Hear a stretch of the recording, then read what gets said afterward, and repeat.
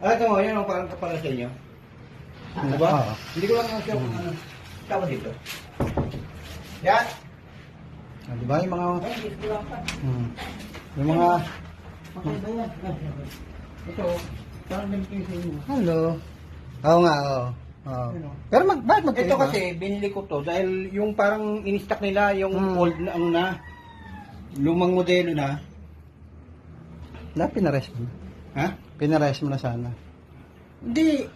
Yun nga eh, yung old stock na to, ito na lang yung available niya. Wala ng mga kapartner. Oh. Ito siya sabi ko, pagka magtadik kasi ganito, makikita mo agad yung depensa nila. Oo.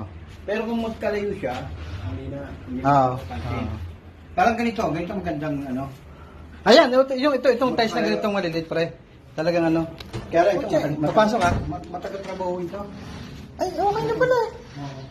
Bigati talaga kumpare ko to. Itong kumpare ko, kita mo naman, meron pang kanyon. Kanina, dalawa yan. Parang kailan lang tayo pare, nangarap na magkabahay. O, diba? O, ito ang bahay ng aking kumpare. Kaibigang matalik. O, diba?